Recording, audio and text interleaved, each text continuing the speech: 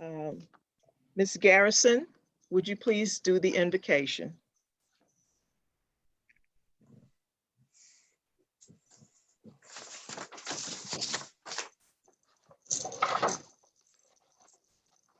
Dear Lord God, thank you so much for our health and safety. Thank you so much that the spirit of COVID-19 has passed our doorstep.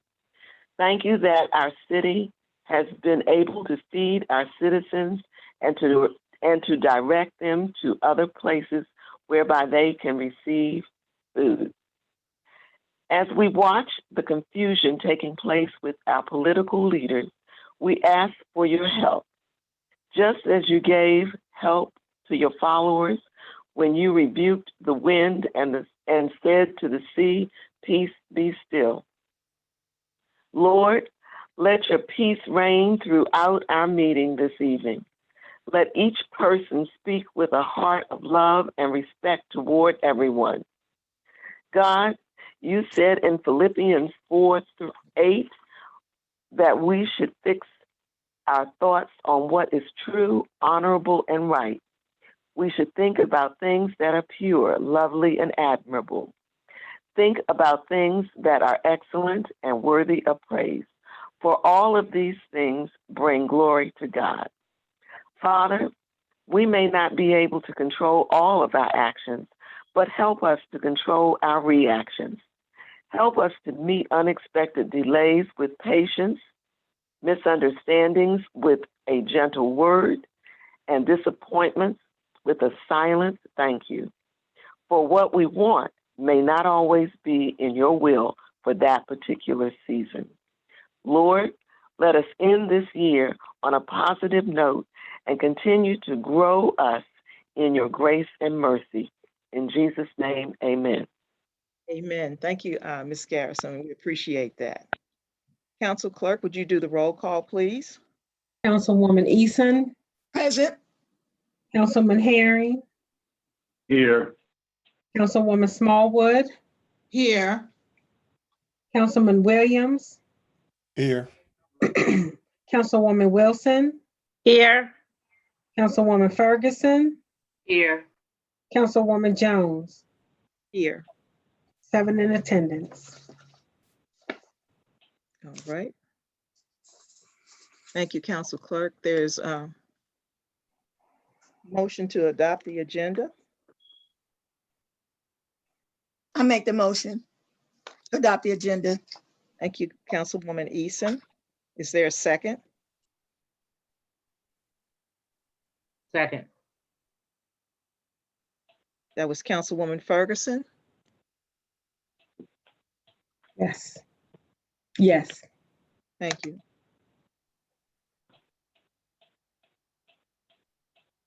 Any discussion? 2, 3. Hearing none. Council Clerk, would you take the roll to accept the agenda? Councilwoman Eason. Yes. Councilman Herring. Yes. Councilwoman Smallwood. Yes. Councilman Williams. Yes. Councilwoman Wilson. Yes. Councilwoman Ferguson. Yes. Councilwoman Jones. Yes. We have 7 in agreement. Thank you, Council Clerk Taylor. All right. All right. Now we'll need an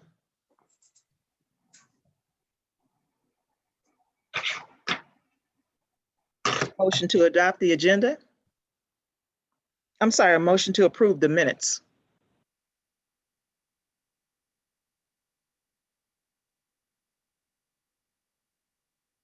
I make the motion to approve the minutes. Second. That was Councilwoman Eason, and second was Councilman Williams.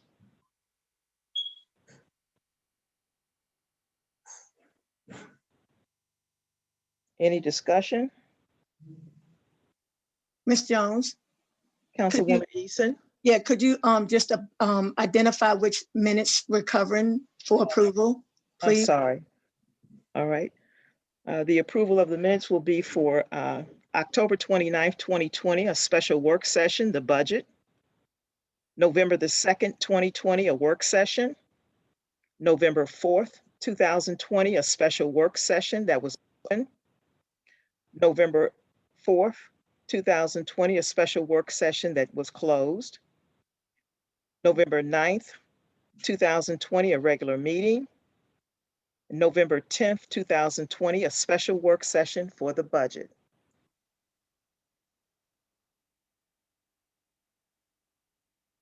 All right. Since there's no discussion, Council Clerk, would you take the roll? Councilwoman Eason, Yes. Councilman Herring, Yes. Councilwoman Smallwood, Yes. Councilman Williams, Yes. Councilwoman Wilson, Yes. Councilwoman Ferguson, Yes. Councilwoman Jones, Yes. 7 in agreement. Thank you, Council Clerk.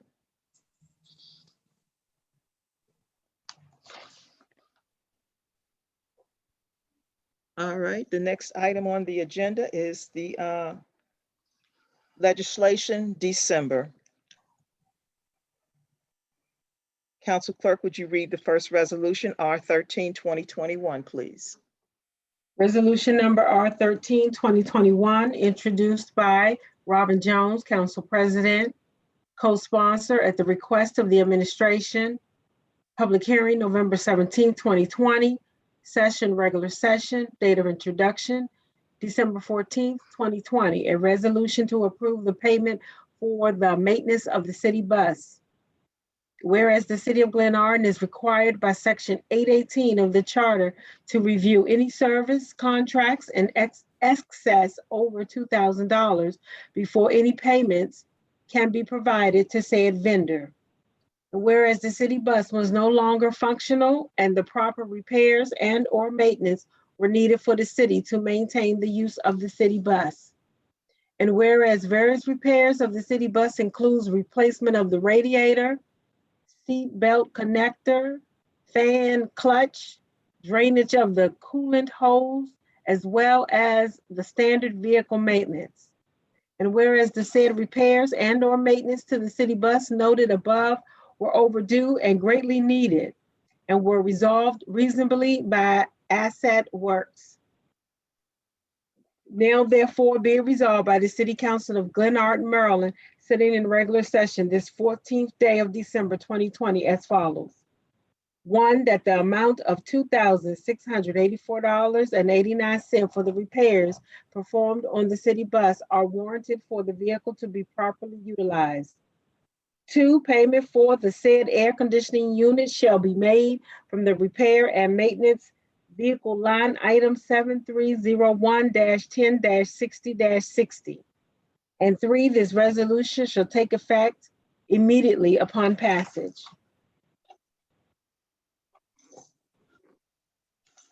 Thank you, Council Clerk. There a motion to adopt this resolution, Resolution R13, 2021?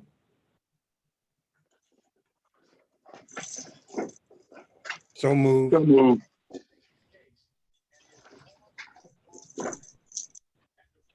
The motion was Mr. Williams. Is there a second? Second. Thank you, Councilman Herring. Was the second? Is there any discussion?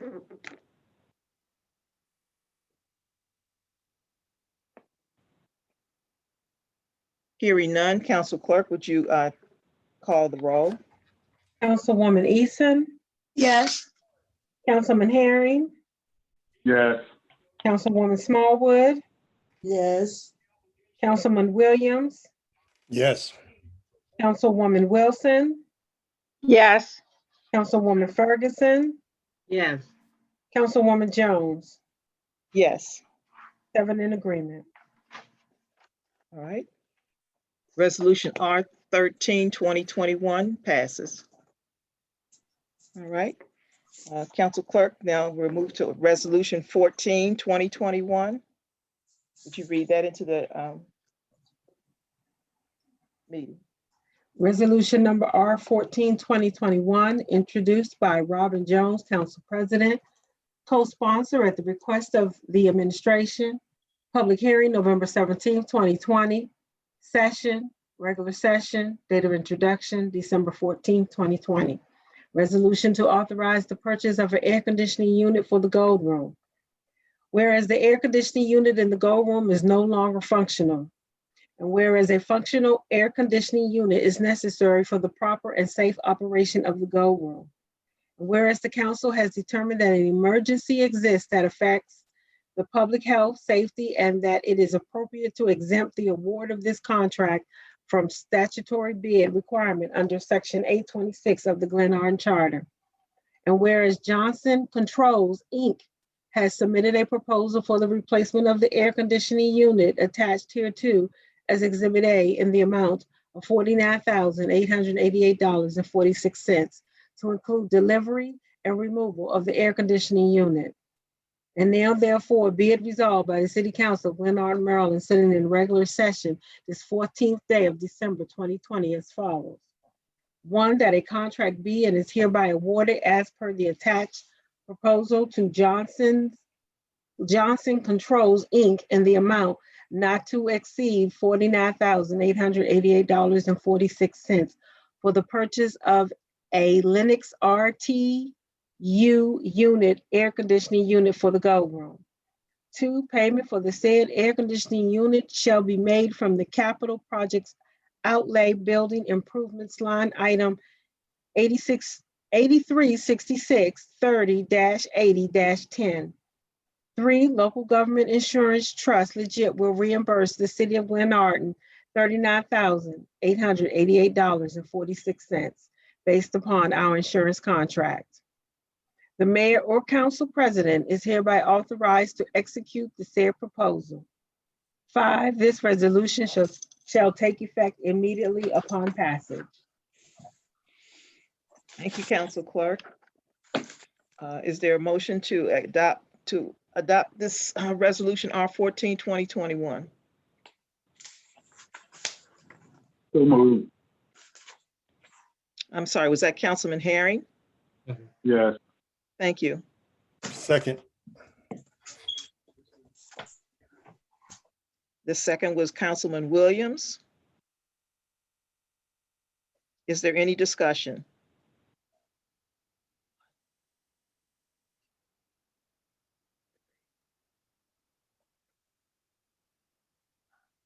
Hearing none, Council Clerk, would you take the roll, please? Sorry. Councilwoman Eason, Yes. Councilman Herring, Yes. Councilwoman Smallwood, Yes. Councilman Williams, Yes. Councilwoman Wilson, Yes. Councilwoman Ferguson, Yes. Councilwoman Jones. Yes. 7 yeses. All right. 7 yeses. R 2021 passes. All right. Next piece of legislation is R 2021. Council Clerk, would you read that into the meeting?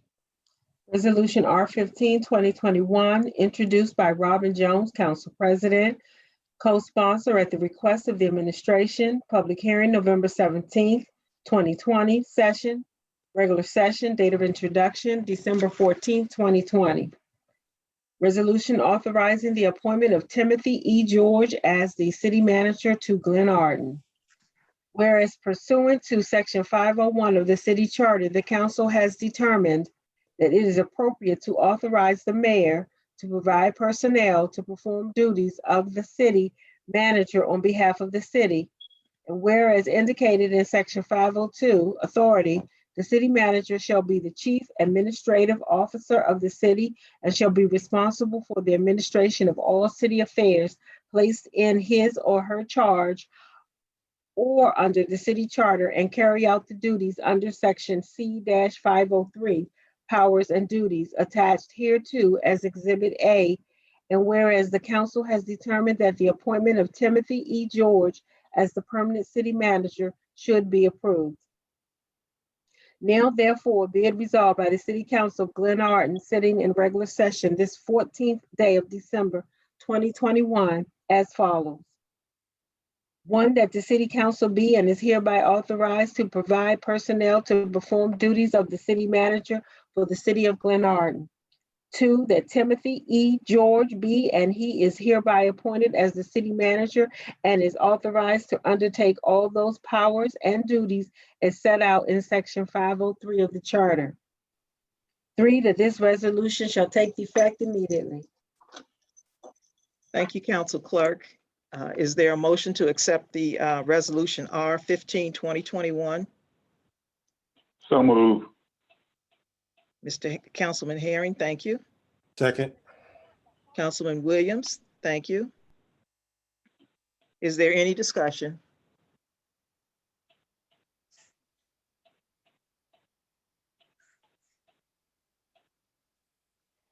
Hearing none, Council Clerk, would you take the roll, please? Councilwoman Eason, Yes, the council met with Mr. George, and I believe Mr. George's experience will help us start moving the city forward in a positive direction. So I say yes. Councilman Herring, Yes. Councilwoman Smallwood, Abstain. Councilman Williams, Yes. Councilwoman Wilson,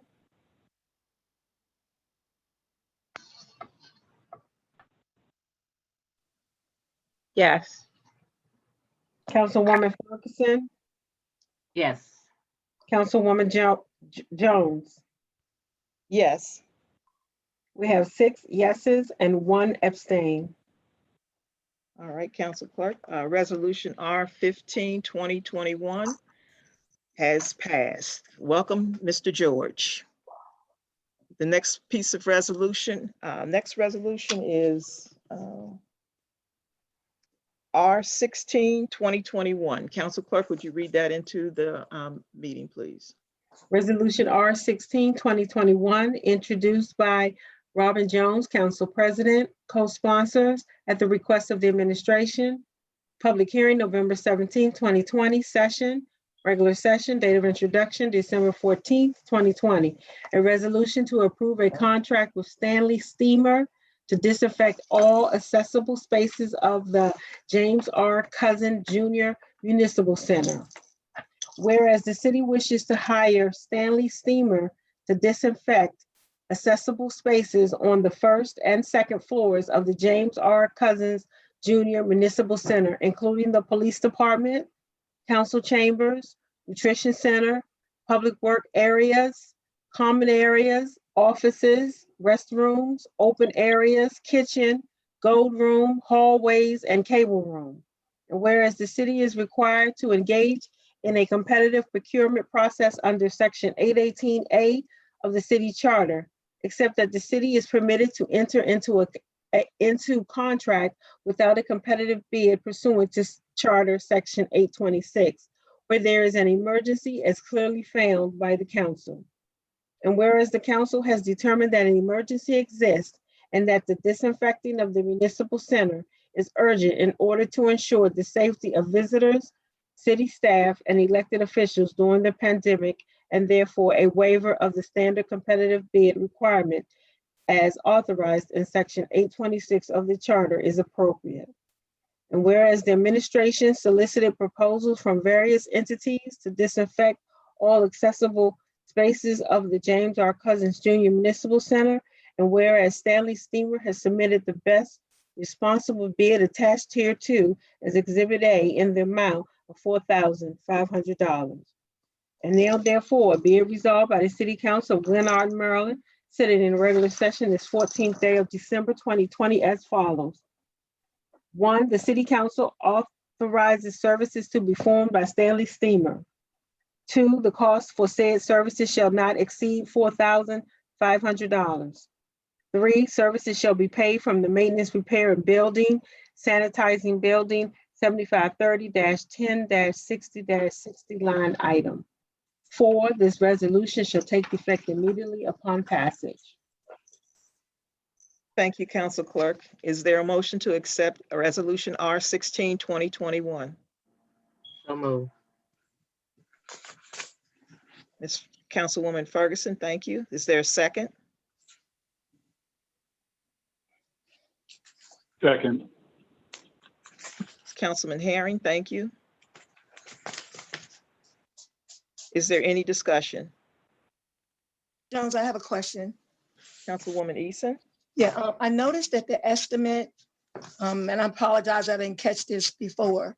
The estimate is from June 22nd. Is this estimate still valid?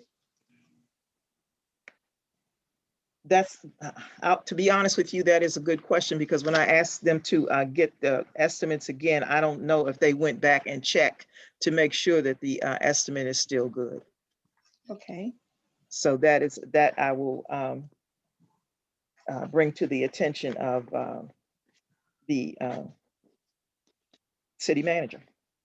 okay. And then a second question that I had, I know the COVID money included disinfecting the building. Is the city going to try to get this reimbursed, or it can't do that because the work will not have been performed by the 15th, which is the deadline? I'm pretty sure that this work will not be performed by then. I'm Okay. pretty sure. Okay, 'Cause we that's have- all I have. Okay, thank you. Mhm. Thanks. All right. Any other questions or comments from the council?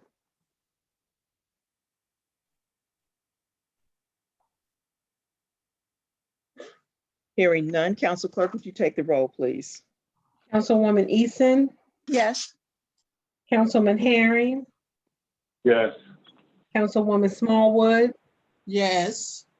Councilman Williams, Yes. Councilwoman Wilson, Yes. Councilwoman Ferguson, Yes. Councilwoman Jones, Yes. 7 in agreement. All right, 7 in agreement. Resolution R16, 2021 passes. All right, that concludes our legislation. The next item on the agenda will be the acting city manager, Chief O'Donnell. Point of order, Madam President. Councilman Herring. Yes, this is like the fourth month that we have not had a mayor's report, nor has the mayor appeared at any meeting for the last 8 meetings or so. And the charter requires that we get a report from him and that he attends these meetings. And I think it's just irresponsible of him not to show when there's no reports or anything coming from his office. So I just wanted to put that on the record. Thank you, Councilman Herring, but I'm not sure about the last meeting, but I know the meeting before that and the meeting before that we had, he was in the meeting. Not that he identified himself or said anything, but he was in the meeting. And I'll bring it to his attention concerning his report again. Acting City Manager, Chief O'Donnell, the city manager's report. Good evening, everybody, and happy holidays. City manager's report on October 19th. Had an in-person meeting with Ms. Barnhart, a department head with Charles P. Johnson Associates. We reviewed all the outstanding city projects that CPI is working on. The list of projects include demolition of the Martin Luther King site, building, the police station on McLean Avenue, adding a ramp, and a trip hazard assignment on Glenarm Parkway, and revamping the streets in Ward 3. On October 20th, Dennison Company came to the city and moved several plants that were obstructing the bus stop. Also, they performed maintenance on all the plants and bushes. And I'm sorry, Chief O'Donnell, could you turn down your television? It's causing a lot of distortion.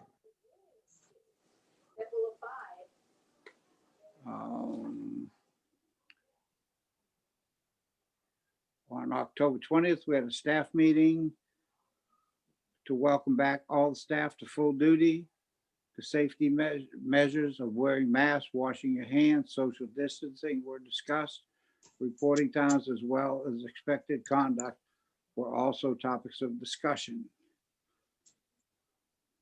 On November 30th, the mayor and city attorney signed our salt contract with the state. However, I found out this week that the state lost our contract. I resubmitted the contract today, and hopefully that it will be resolved by tomorrow. The administration, on November 3rd, the administration did a resolution to replace the air conditioner in the Go Room. Legit approved our claim, and the air conditioner was damaged as a result of several power surges. So when we replace the air conditioner and pay for it, we will receive about $39,000 back. On November 10th, the County Health Department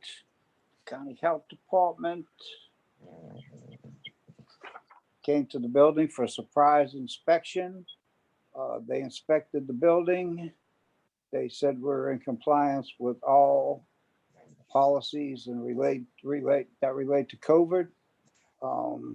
They commended us for a job well done. They highly recommended that we do a deep cleaning, which we're in the process of doing now. I'll speak to the new city manager about that, and we'll get a date and a method to do it. So that's the city manager's report. Thank you, Chief O'Donnell. Is there any questions from the council to the chief concerning the city manager's, city manager report? Yes. Madam President, yes. Councilman Herring? Yes, Chief, I just want to follow up on the purchase of the PPEs. I know we had some emails going back and forth, and there's a vendor that's locally, that's the MBE that can provide those. So I wonder if they have everything that they need. I think they're waiting on a check from us. Is that correct? That's correct. Okay, and we got to get the check to them by tomorrow? That's what they say. You have to get the signature of the mayor and the third signer for the checks. Okay, so I'm hoping that all the signers are available to sign that check tomorrow so that we can purchase these PPEs. Basically, what he's going to give us is what each household is supposed to be getting is 100 pairs of gloves. I think it's 50 masks and hand sanitizer. So, and it's costing us $24.50 per household. So, I think that's a good buy, and we should be able to get those and give them out to the citizens, I hope, real soon. We just got to make sure that we get this paid for by tomorrow. All right. Thank you. Thank you. Thank you, Councilman Herring. The only issue I saw with that was we're getting for 3,000 households when there are only 2,100 households in the city of Glen Arden. Why are we buying the 700 excess? Actually, there's 2,600 households in the city of Glen Arden.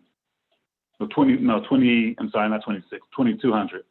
So my thing is just, I mean, if we have the money and we have the funds, we might as well get as many as we possibly can. That's what the money is used for. The budget is $75,000. That'll cover the whole thing. So any extra, I mean, it doesn't hurt to have them. Yeah. We're going to turn the money back in?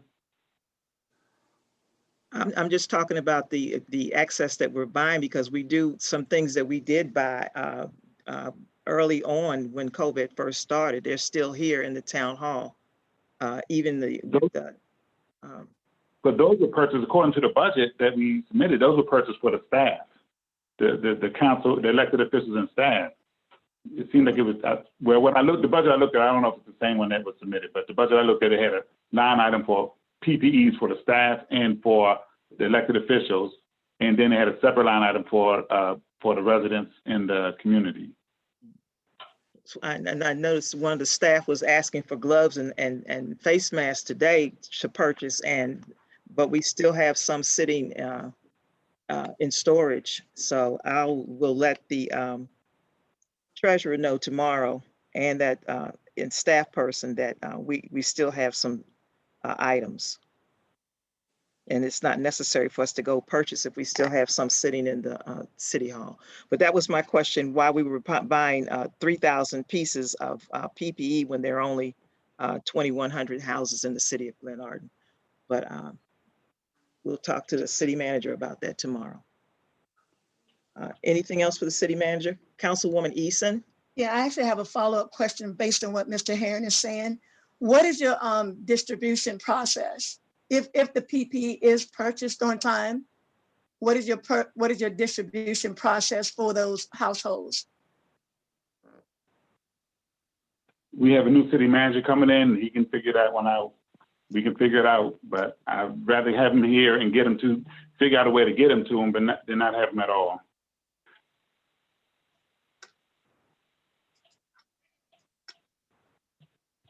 Thank you. All right. Any other questions for the acting city manager? All right, Chief O'Donnell, I want to thank you for sitting in as acting city manager for your service. I and I'm sure the citizens and the council appreciate and the staff your hard work. We got to see what it is like to have to be the manager of a city, but now that we have a new manager coming in, we thank you for your service. Thank you. You're welcome. The next item on the agenda will be the Chief of Police's report. Once again, Chief O'Donnell.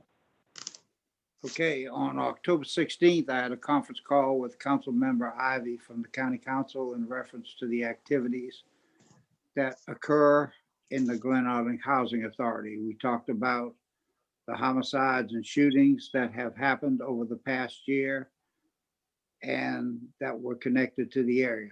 Councilwoman Ivy was provided with the information so that she could work with the director of the Housing Authority on a security grant. That grant has been submitted.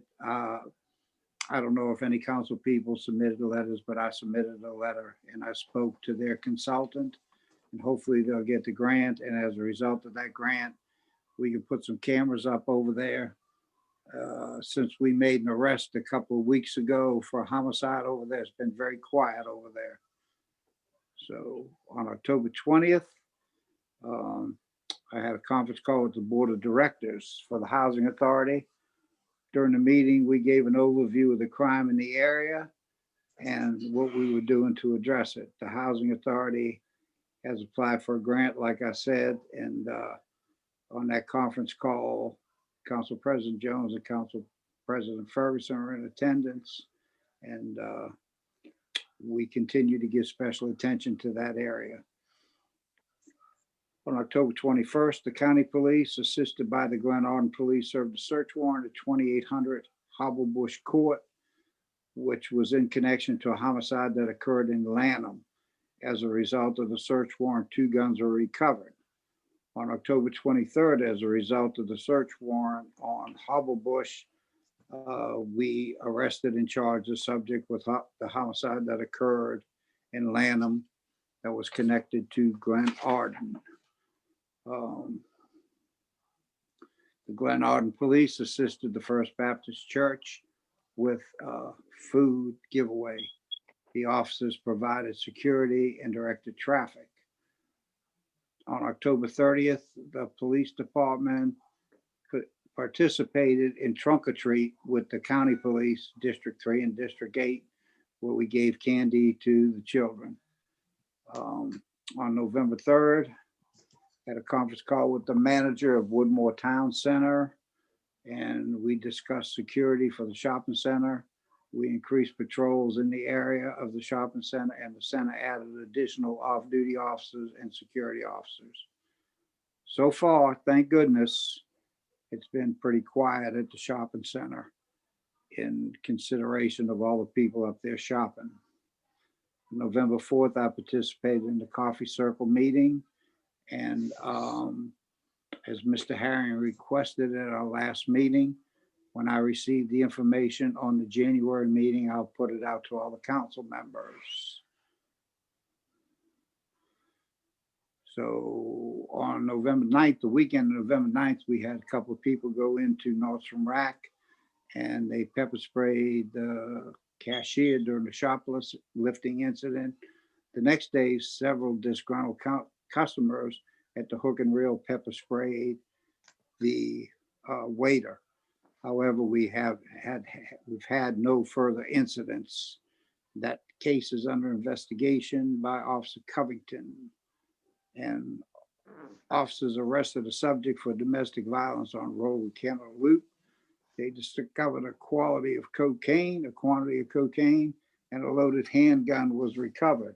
As a result of the examination of that gun, we have linked that to several homicides which occurred in the District of Columbia, and the District of Columbia Police are placing the appropriate charges. That's my report. Thank you, Chief O'Donnell. Is there any questions from the council to the chief? Council President, I have a question for the chief. Councilwoman Smallwood? Chief, 2 days ago, there was a shooting on the corner of Church Road and Piedmont Avenue. Can you give me an update on that? There was not a shooting there. We received a call for shooting. And the last couple of days, we've received calls for Church Street for shootings, and there's been nothing found on the calls. Last night, a council person told me that they heard about a shooting at the library also. As that turns out, a person that lives on Wesley Avenue called one of our officers on the phone and said they heard a loud noise, and the officers went there and didn't find anything. And then I talked to you this morning about something in the park, and we never got any calls for that either. So we haven't had a shooting in quite a while. Okay, thank you, Chief.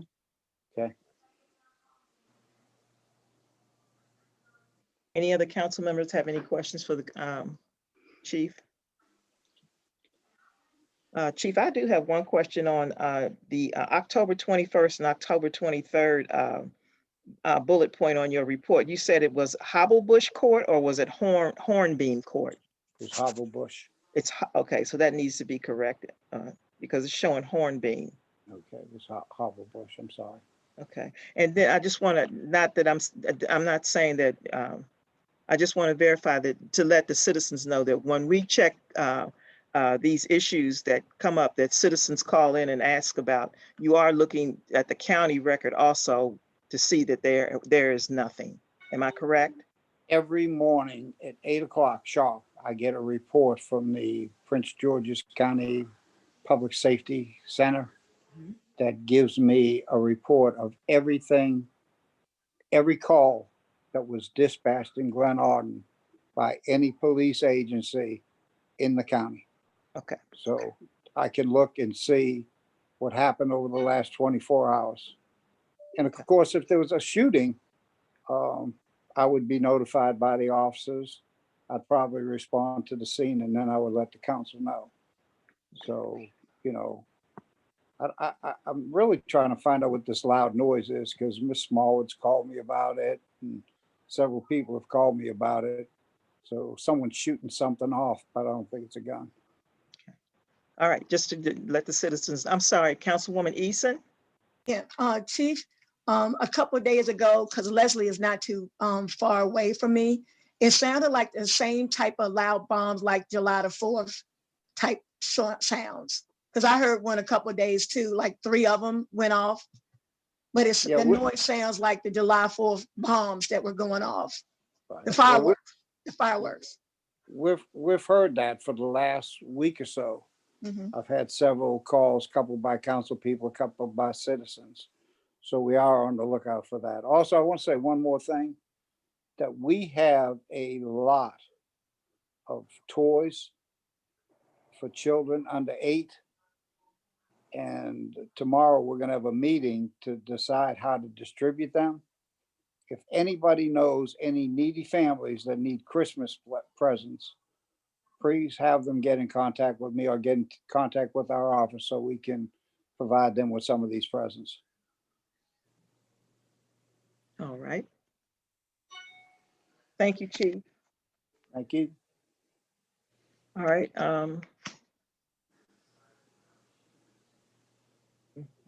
That's true. So we'll move on in the agenda. The city treasurer's report. Mr. Bratton? Good evening, citizens, council, administration. The city treasurer's report includes a statement of revenues and expenditures for the month ending October 31, 2020. In October, we had revenues of $1,586,075 and expenses of $222,737. These activities resulted in year-to-date total revenues exceeding the year-to-date total expenses by $1,459,805. The bulk of the $1,005,000 is from property taxes for this year. And since we've received the major installments of real property taxes this year, the year-to-date revenue should exceed the year-to-date expenditures for the rest of the year. We are working with the auditors on a 2020 audit. They've requested some information and we've provided most of that information. We're still working with them. And also on the budget, which was passed, there was a hazard pay, which we have processed the hazard pay for checks delivery to the citizens tomorrow, to the employees on tomorrow. That concludes my report. Thank you, Mr. Bratton. Are there any questions by the council to Mr. Bratton?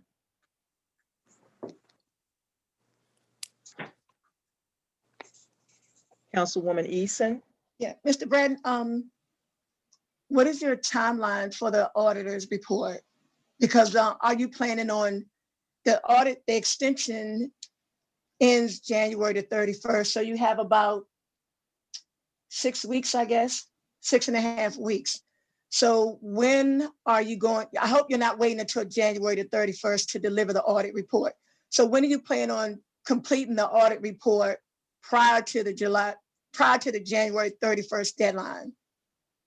The audit report is based on the auditors completing their work.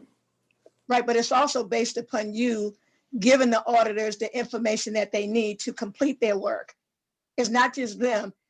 You all have to collaborate to get the work done. If they're waiting on you, they can't move forward with what they need to do.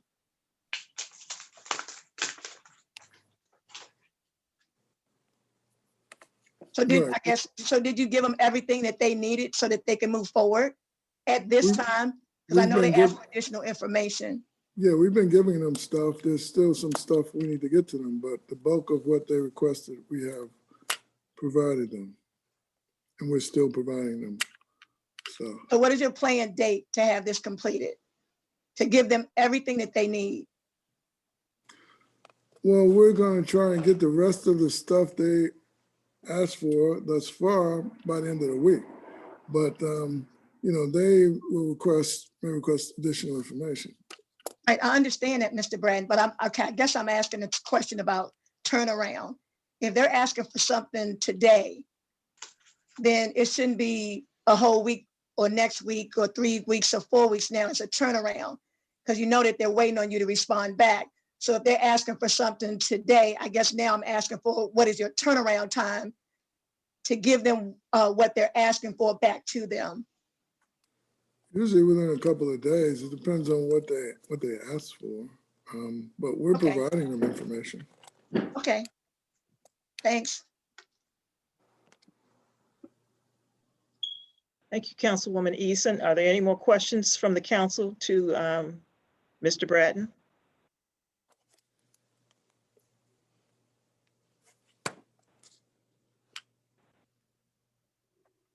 All right, hearing none, we'll move in the agenda to citizens' comments and questions. Citizens have 5 minutes, and Ms. Delamar has her hand up that I saw first. Yep. I see these Thank other you. hands. Good evening, everyone. Just wanted to, number one, start off by saying good evening and thank you for providing such an in-depth and good report to us citizens. I have several things. One of them I already chatted. And so thank you, Chief O'Donnell, for mentioning the stuff about the children.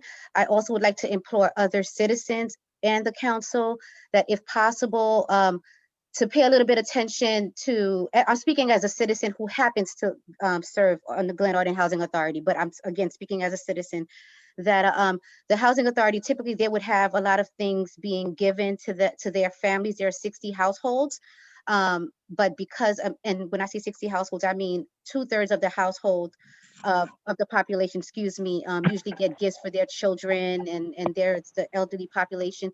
Because of COVID, a lot of those things have now kind of ceased.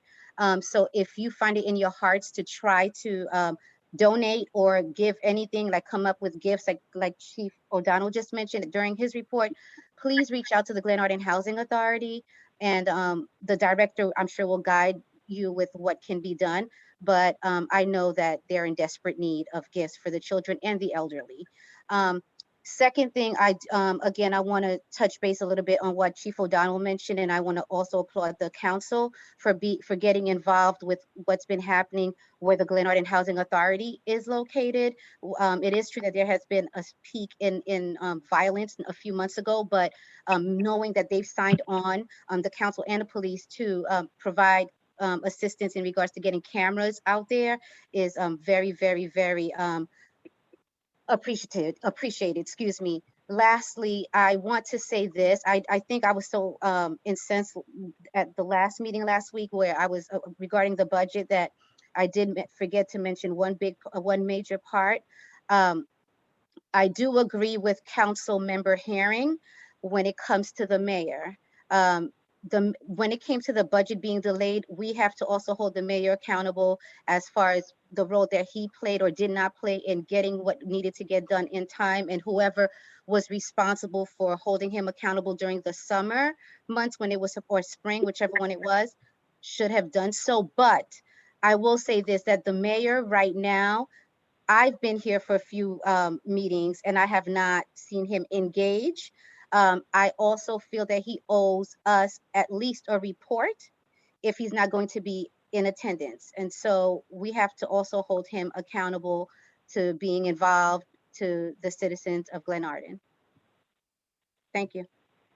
You're welcome. All right, Mr. Aurora Montgomery was the next person that I saw. Thank you, President Jones. Good evening, everyone. Firstly, I want to commend the council this evening for having one of the most civil meetings that I have witnessed in quite some time.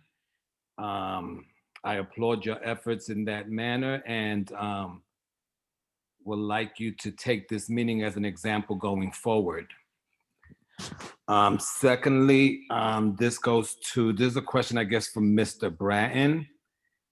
I know that Councilwoman Eason has asked you or has mentioned documents that you owe or have been requested for the purpose of the audit. And I know she's mentioned them in maybe the last 2 or 3 meetings.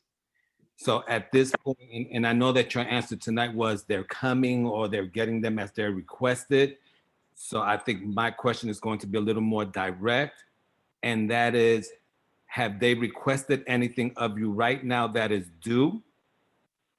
And if so, when can they expect to have those documents? There's still some documents that are due. We expect to have whatever we have or can produce by the end of the week. But I've also been, working a lot on this budget. It's been taking up a lot of my time. But we expect to have the stuff that we still owe them by the end of the week. Okay, thank you, Mr. Bratton. I guess we can hold you accountable for that, and we'll check in with you next week or at the next meeting, next public meeting when we meet again, or hopefully before, so who knows. Secondly, I just want to also agree with Kathleen Delamar. while we have been, when we see the council members at fault, we are quick to jump down their throats. And I think we need to do the same thing for the mayor. Everyone that knows me probably knows that I have been a strong supporter of the mayor. However, his lack of activity recently is unacceptable. Council President Jones, I mean, has he even offered any excuses as to why he's not attending the meetings, or has he called in and said that he won't be attending? Like I said, not the budget meeting on Friday night, but the meeting before that on I think it was the 10th, and then another meeting, he called in, but he didn't say, he didn't publicly say that he was in the meeting, but he was in the meeting. But he has not said as to why he has not been attending or produced his monthly report. Okay, so he hasn't provided that report either in any form, whether written or verbal. There are some things that he brings to my attention that we've been discussing through emails concerning the city, but other than that, no. As far as a public report for the citizens, he has not, no. Okay, well, thank you for that. So with that said, I mean, in all fairness, I mean, I think some kind of action should be taken. I don't think that the censure that's coming up tomorrow is the appropriate action for this, because I mean, how to censor somebody and then ask for a report, it's like, it doesn't make sense. But I mean, I think something has to be done to request, or not even request at this point, but demand the reports at this point, because as citizens, we need to know what's going on. I mean, we know there's actions that are, being held against the mayor at this point, but that should not constitute for him not being present at meetings and delivering to the citizens what the citizens are owed. Okay. All right. Okay. And that's all I have to say this evening. Thank you. Thank you. Thanks. Did you have your hand up, Thomas? Yeah.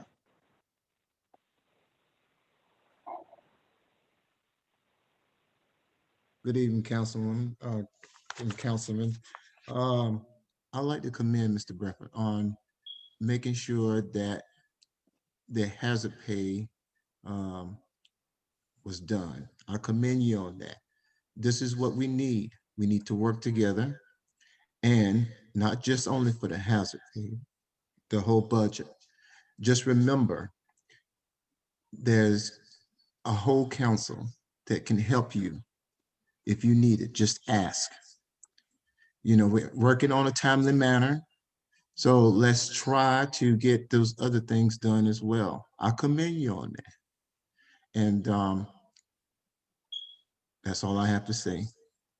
Okay. All right. Thank you. Erica Fahid. Hi, President Jones. Thank you. I have to echo what Richard Horacio Montgomery said around the civility of this meeting. This was great. This is the type of meeting I think we should be looking forward to. So I'll just go through my notes.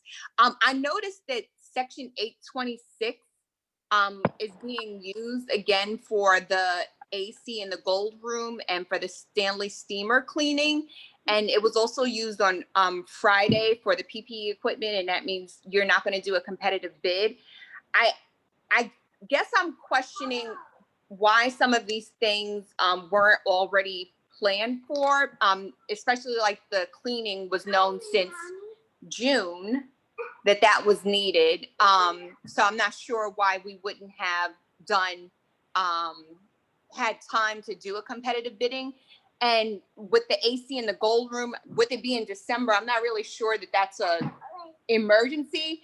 I'm not saying that I disagree with these charges either. I just don't want it to be a precedent that there's not, parallel planning going ahead where you are, Anaya, please, where you are getting competitive bids for things that ahead of time. And also with there not being any PPE distribution, that's a little PPE distribution plan, that's a little disturbing because on November 19th, I did ask the question then as well, what was the plan for distribution? So if it hadn't been considered by that point, I would have thought that after that meeting, there would have been some planning done around that.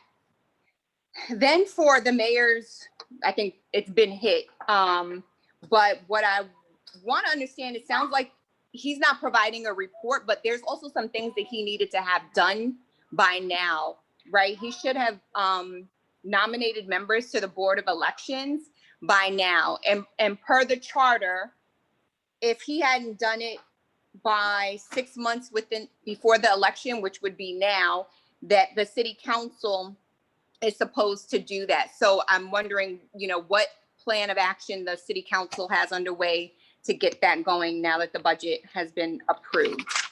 And then lastly, I was wondering if the city has some sort of listserv, an email list that they can send out to residents about the meetings.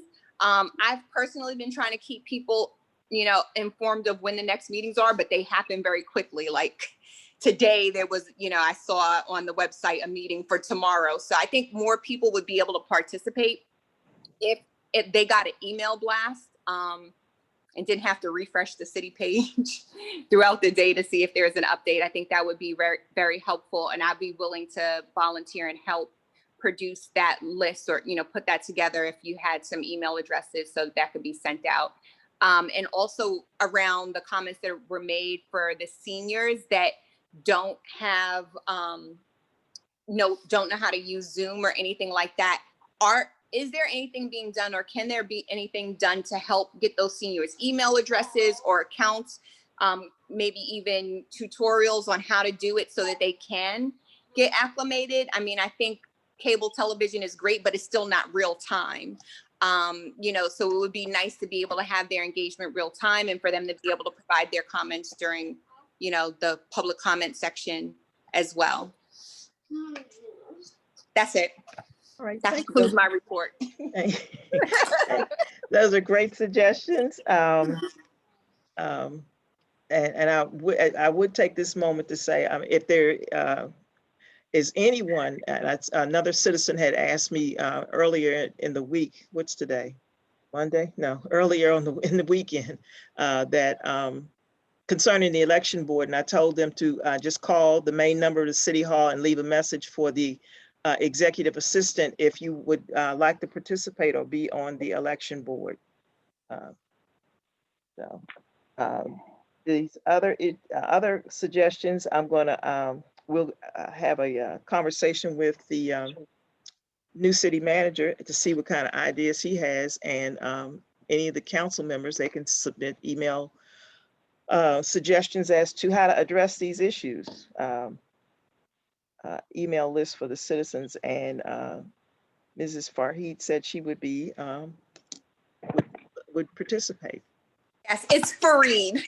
I never want it's just a senior moment. I'm getting there. Fareed. Okay. I'm getting there. I might have to ask you again, but I'm getting there. Okay. Fareed. Okay. All right. Any other citizens' comments? Yes, Council President, this Mr. Wilson. Mr. Wilson? Yes, this Leo C. Wilson, Senior, Ward 1. What's going on with the cable channel? Because it's been stuck on trash collection tips only. And I don't understand why we're not televising these meetings for those citizens who have that capability can get it. But most importantly, what concerns me is several citizens just comment about something need to be done to the mayor for not giving not turning in reports. Now, if I'm not mistaken, the mayor, along with the majority of this council, fired the previous city manager for that exact thing of not turning in his monthly report. Just a couple months ago, a councilman brought forth a resolution sanctioning the mayor for doing this exact thing, not turning in a report. I remember those same few citizens just comment about taking action to deal with the mayor, said it was being petty for the council member to do that. And why should we have to deal with that right now? We hope that the mayor will move forward in the future and turn in his report like he's supposed to.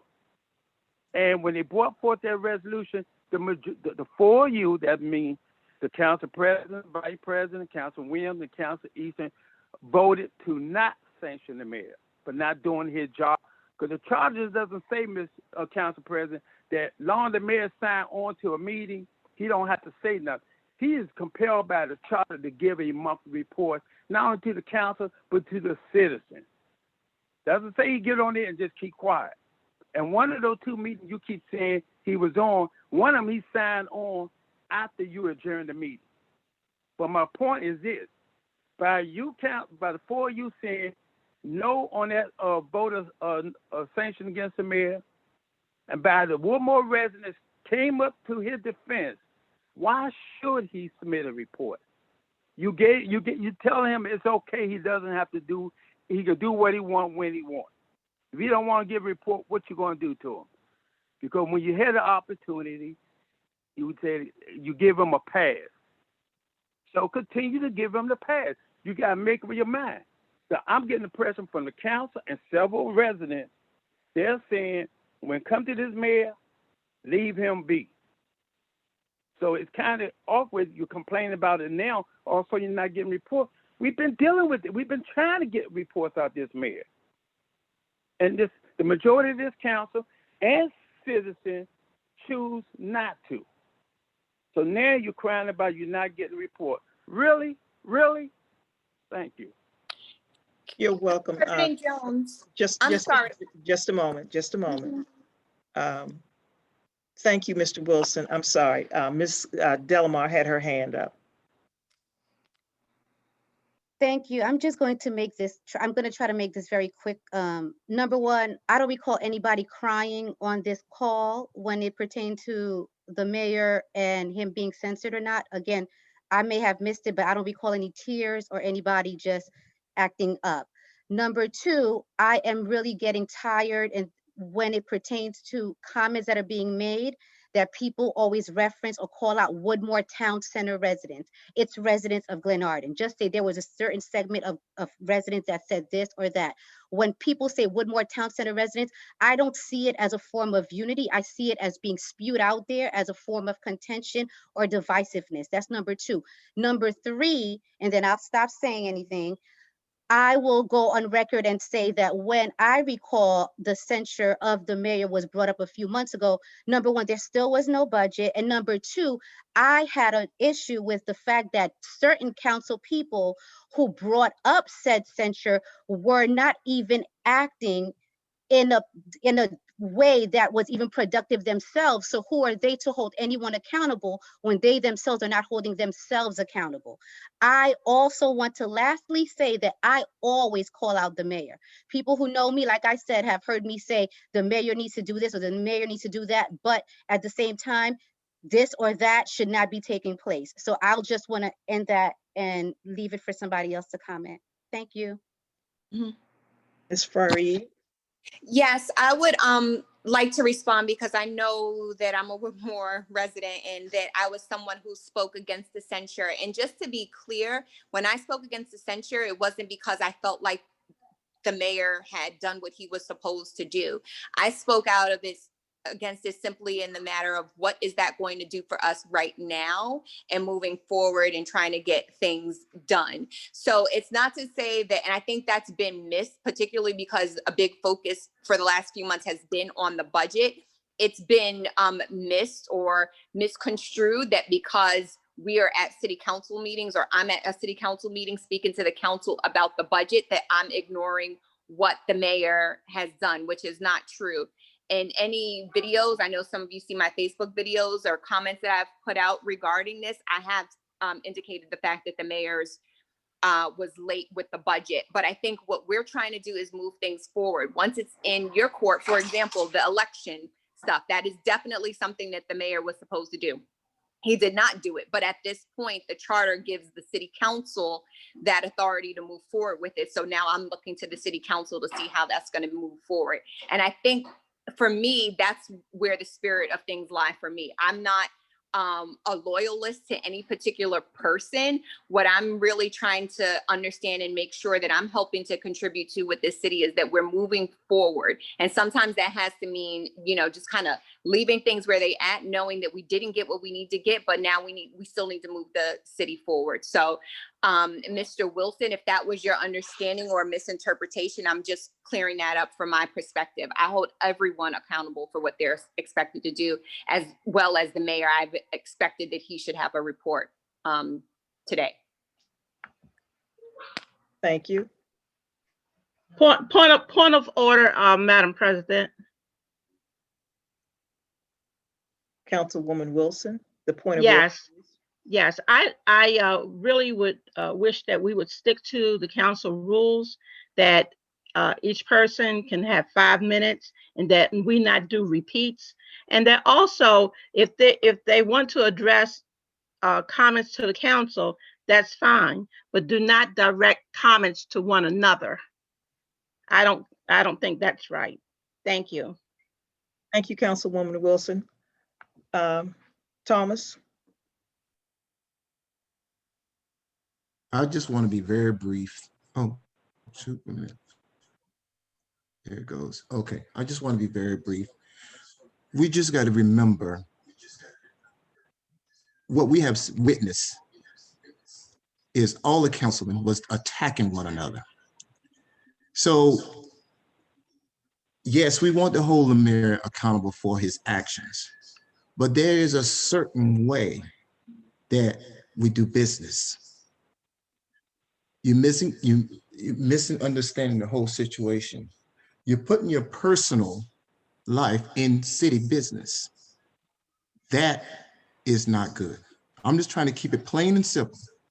So I can understand why the mayor is sometimes feels like he's under attack. Yes, he has a job to do, but there's also duties of the councilman. You have to approach it in a correct way. We can't go to work and attack another employee. Just remember that.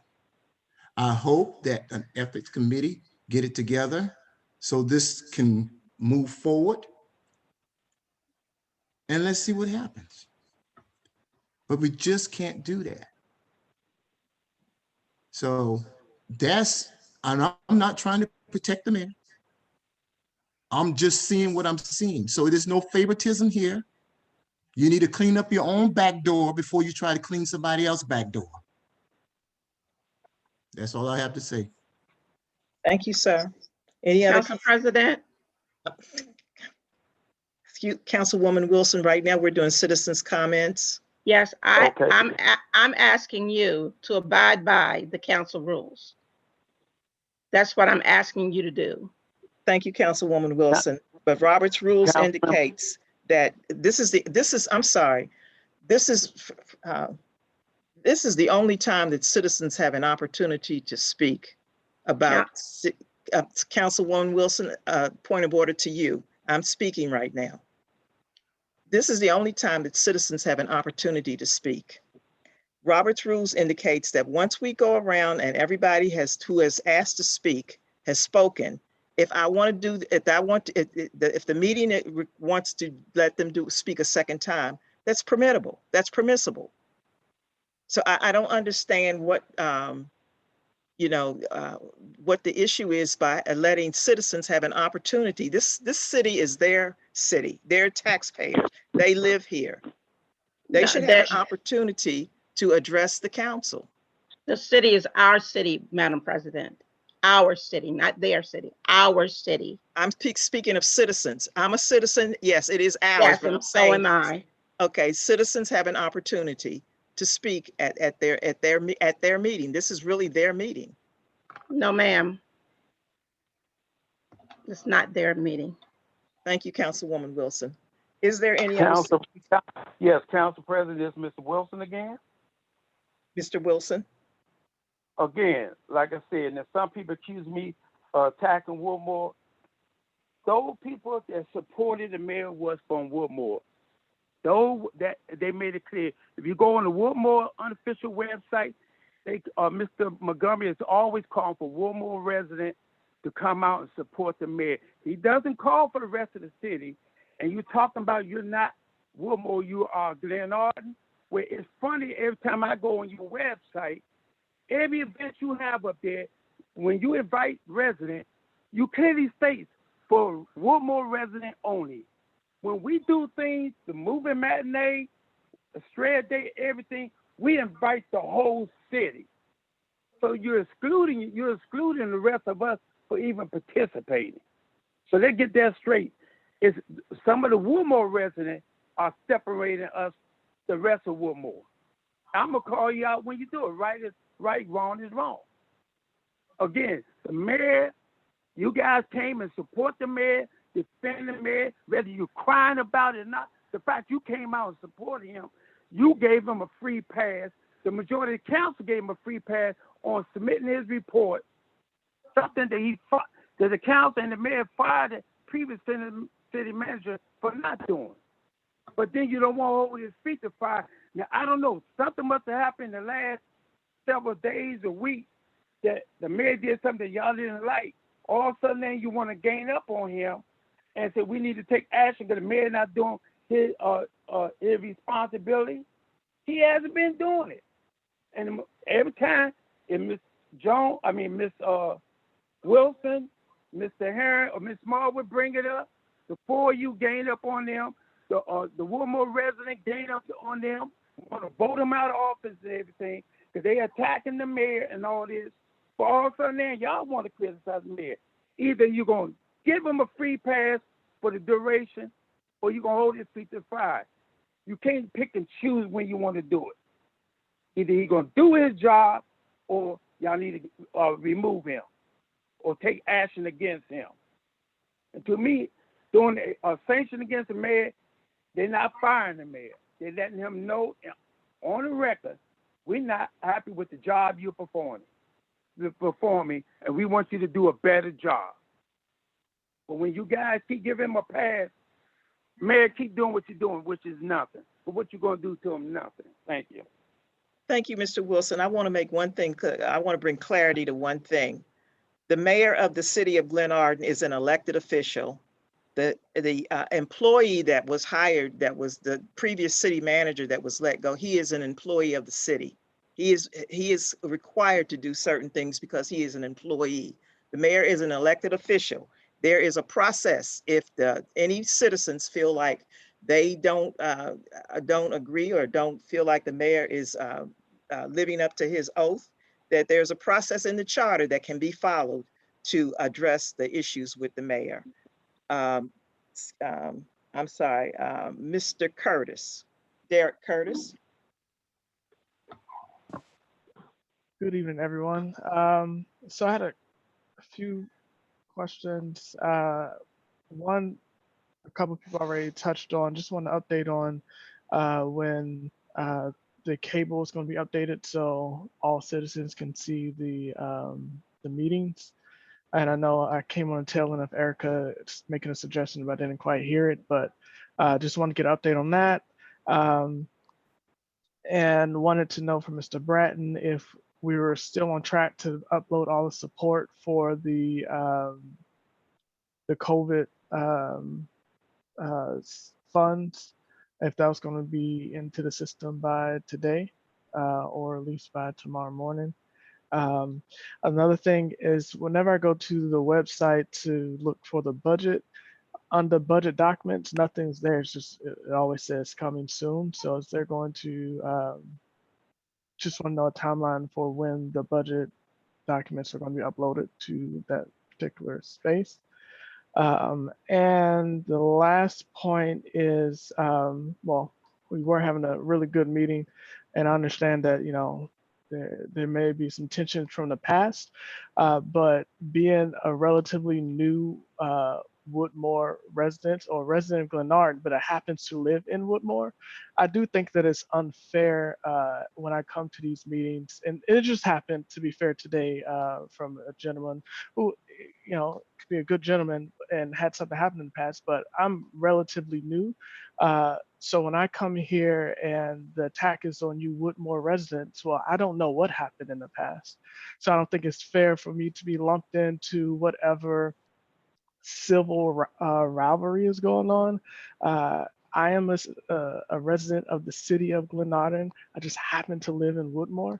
And I don't appreciate being tagged and lumped in as a Woodmore resident, because I have no clue what you're talking about the past, support or whatever. So I would caution against the Woodmore versus everybody else, because it's not fair. If other people support him, then that's the right of those people. But we can't lump all Woodmore residents as the same, because we're all not like-minded. So I'll just caution against that, and just create an emphasis, no matter what it was in the past, shown by what the council did here today by having a civil meeting where they all worked together, they all were civil and moving as a team.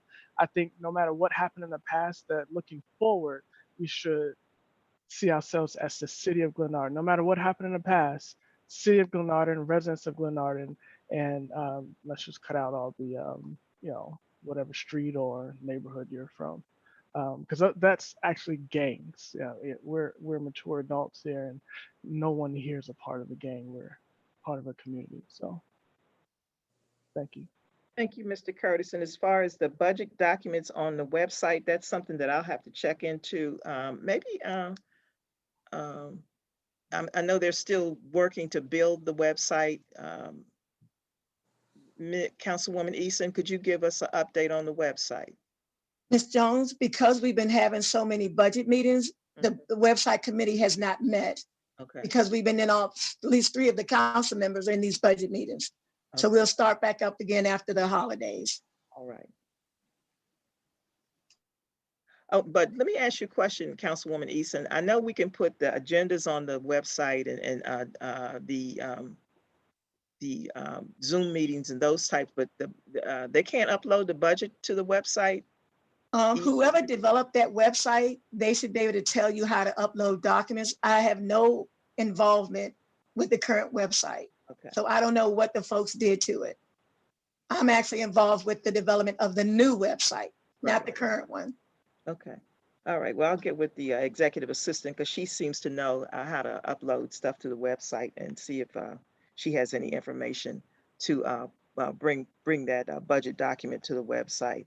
As far as the hazard pay, Mr. Curtis, Mr. Bratton has gotten that taken care of. Right now, we're in the midst of trying to determine what's going to happen with the PPE. We're going to try to get that taken care of as far as the COVID. We probably won't use all of the funds from the COVID monies, but a bulk of it we will have used. I think we've used like 146,000 for the hazard pay, and then maybe another 19,000 that was dispersed. And they're trying to do the PPE, which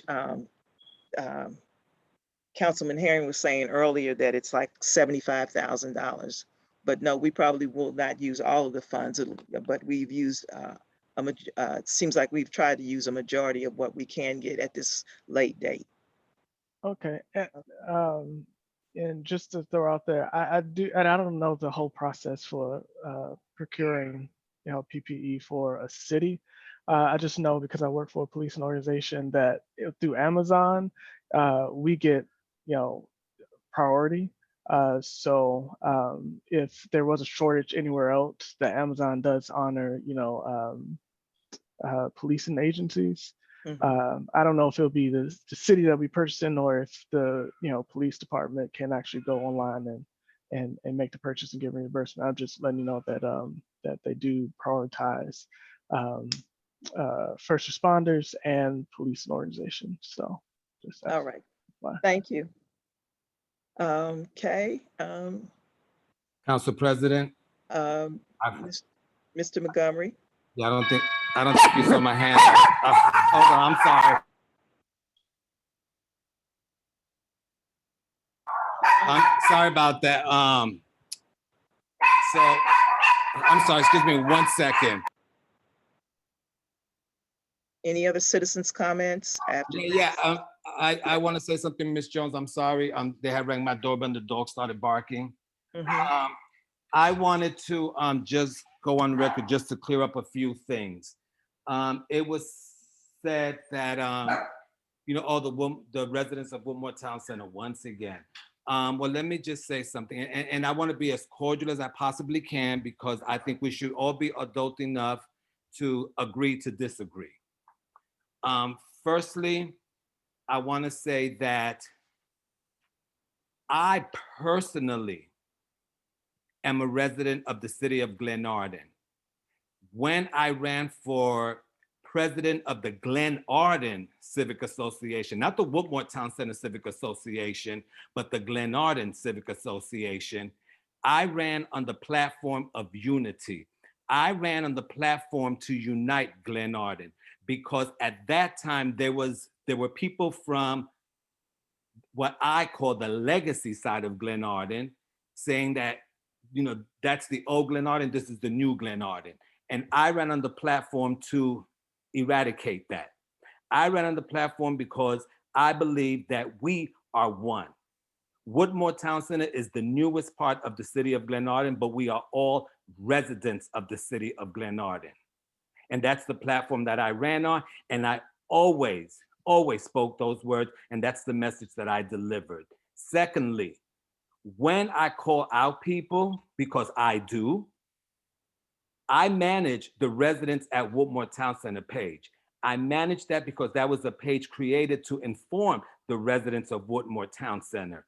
When I address that page or I post anything on that page, I address it to the residents of Woodmore Town Center because it is for the residents of Woodmore Town Center. When I call people out or I want a message to get out to all of Glenarden, I go on the city, on the Glenarden Civic Association page because that's the one page that has everyone or those people outside of the Woodmore Town Center community. And that's my way of reaching out to everyone else. I don't have a listserv. Unfortunately, I don't have everyone's email address. Therefore, I cannot address every resident in the city of Glenarden, but that's an open page and everyone is welcome to join that page. However, I will note, when you start making negative comments on that page, as the administrator of that page, I will ban you, as I have in the past. And people on this call have been banned for making negative comments on that page. So if you've been excluded for that page, you brought it upon yourself. Secondly, as a resident of Woodmore Town Center, in 2017, we all came together and supported Celestine Wilson, Robin Jones, Angela Ferguson, Deborah Eason, and a host of council members. So to say once again that we're separating ourselves, no, that's not true. Not only that, but we had these council members in our home. Okay, in our home. So you tell me where the division is. And lastly, if we want to talk about division, let's talk about residents in the city of, in Ward 1, actually. Because Ward 1 has attacked Woodmore Town Center residents. What Ward 1 residents and citizens have personally attacked me. Okay, Ward 1 residents or another former Ward 1 resident who happens to be a family member of one of the council members currently on this call, personally attacked me and Erica Farid on a Facebook comment in a message stating that we are causing problems, that we are causing division. We, not them, but we. Okay, this is someone that's not even in the city of Glenarden anymore. They live in Baltimore. Okay, and they're reaching out to us, talking about we're supporting the mayor, and we're doing this and we're doing that, not knowing what the heck is going on. But I know that the information that they're getting from a Ward 1 council member. Okay, and I know that because the information that has been shared with us and said to us is the same words that a Ward 1 council member has spurred. Okay, so let's stop with the division. Okay, we are all residents of Glenarden. Okay, and as Kat said earlier, and Eric has said, I'm tired of it as well. I'm tired of the separation. All the residents of Woodmore Town Center want to do is unify Glenarden. Okay, we want a change for Glenarden. It's time for a change in Glenarden. And and if you're going to sit there, and I'm going to direct this to Councilwoman Wilson, if you're going to sit there and tell your council president that we shouldn't have an opportunity to speak out after your very own husband is the one that attacked us and called us out personally, then the message that you just delivered to Council President Jones is the very message that you need to deliver to your husband. Because if you take note, this meeting tonight was one of the best meetings that we've had, one of the most productive meetings that we had until your husband came for all of us. Okay, and as for the mayor, let me just make it very clear. Your time is winding. Okay, I'm sorry. We all have our opinions, and we're all entitled to change our opinions, just as many council members on this call have done so in the past. So that's all I have to say. Good night and thank you. Thank you. All right. Council President. Just a moment, Councilwoman Wilson. I'd like to respond to Mr. Montgomery. Okay, I just want to make sure that there are no more citizens' comments. Let me look on the next page. All right, Councilwoman Wilson. Okay, Ms. Montgomery is mistaken. I did not say that Woodmore residents couldn't say anymore. What I said to you, Council President, was that let's adhere to the rules, that each person get 5 minutes. I did not make a distinction as to who that would apply to. That was applying to everybody. So Mr. Montgomery is mistaken.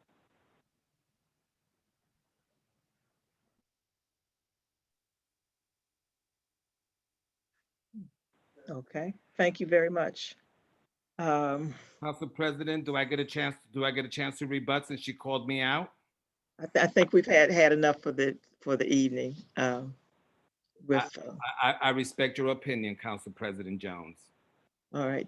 Tomorrow night is the public hearing, and hope that everyone can come out and participate in that. It is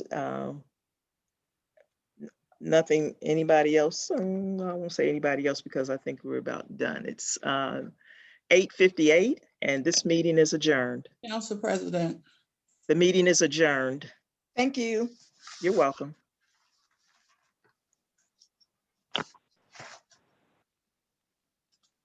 So